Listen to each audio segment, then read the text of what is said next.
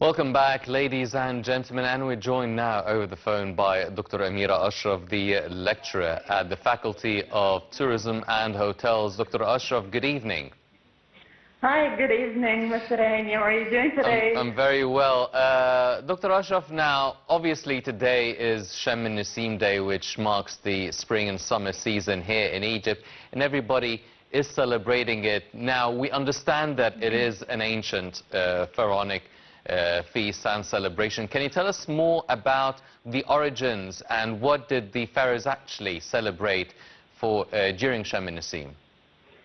Yes, sure. First of all, I'd like to say Happy Easter for all Egyptians. Actually, it's an old spring festival celebrated by Egyptians since 2700 BC.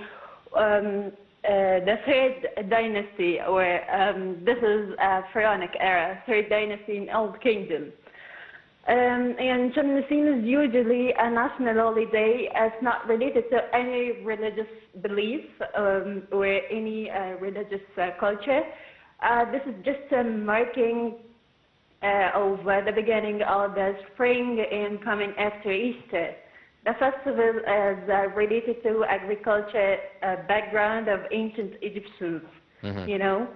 And Shem al-Nasim as a word is derived from a Coptic word chum, which is Shem al-Nasim, or inhaling the breeze, and which is now Shem al-Nasim, or Yes. how to smell that breeze. On the day, Egyptians head out to parks, gardens, and zoos as well, and all family gatherings. And for that, the salted fish. Actually, the pharaohs take this tradition as a salted fish. This is just to keep the fish itself not to be roasted, you know. And we actually inherited this tradition from them, and it became ringa and fasih, or salted fish. Yes. Well, Dr. Ashraf, a lot of people are saying, well, it is obviously the ringa and the fasih, the salted fish, also along with the onions, and a lot of people are saying things about the salted fish. It really resembles or shadows the mummification process of the pharaohs. Also the onions, it's really used to fight any sort of germs or viruses, or it has a much more of a deeper and spiritual meaning. Can you shed more light on these the food that is basically celebrated and eaten and consumed during Shem al-Nasim? Yes, sure. Actually, the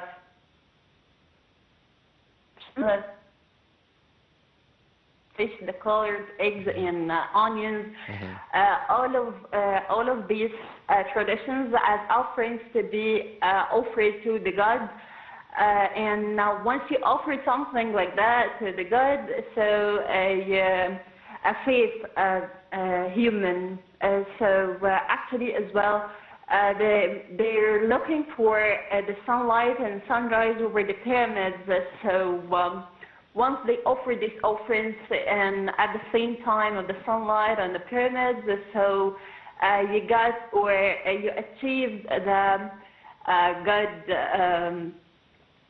peace, or God satisfaction, you know. And also we inherited all of these traditions from them for the egg or fish, or the celebration itself, the colorful celebration by balloons or picnics or anything of that. All of these traditions are inherited, especially from the pharaohs in all the kingdom, or third dynasty, as was mentioned before. And this is just to be more faithful to the gods. Yes. Well, Dr. Ashraf, I mean, if we're talking about the tourism sector now, how do we maximize or make use of such a celebration, the Shem el-Nessim feast here in Egypt? Egyptians go and flock to the parks and having their own picnics and Nile cruises. But what about the tourists? What do hotels do for residents or tourists staying in the hotels?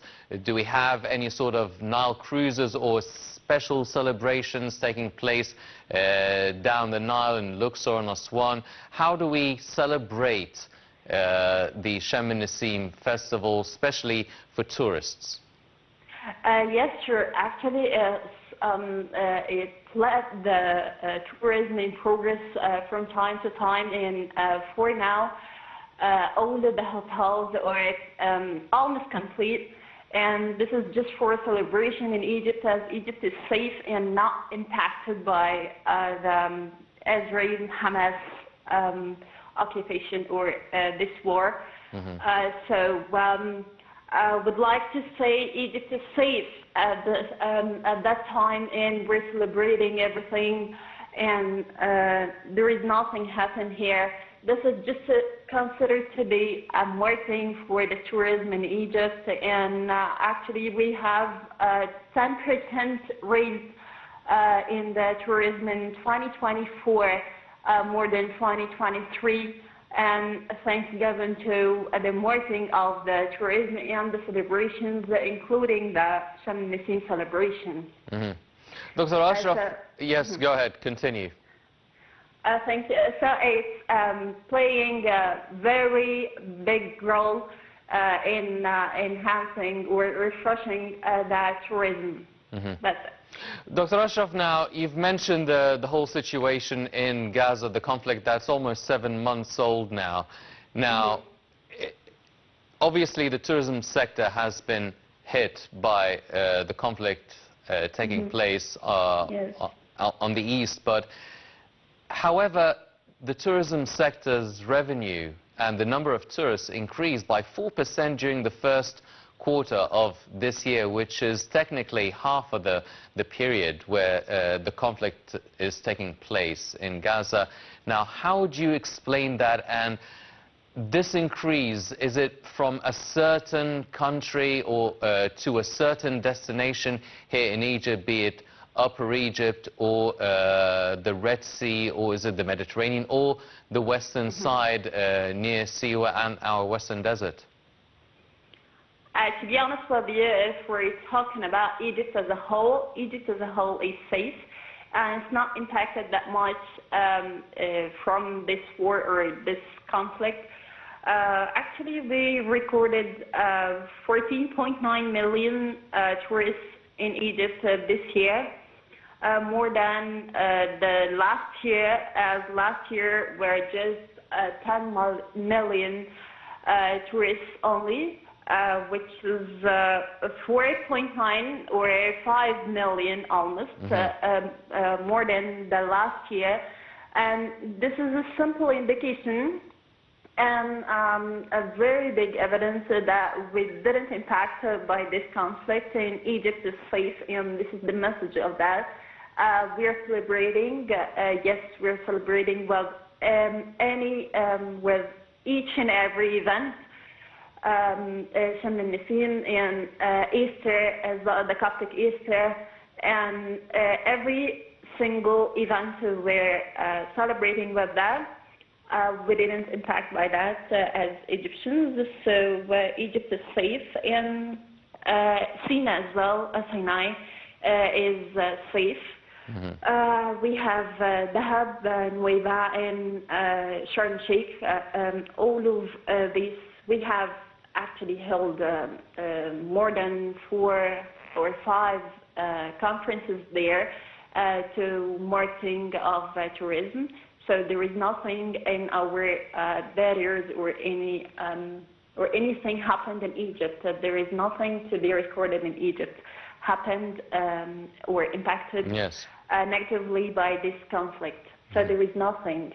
Get away, please. I'm talking to everyone watching you, and there is nothing in Egypt. We have more than one way to be safe. So do not worry ever, please, everything is okay. Yes. Dr. Amira Ashraf, the lecturer at the Faculty of Tourism and Hotels, thank you very much for joining us. And ladies and gentlemen, we'll be off to a short break and we'll be right back, so don't go away.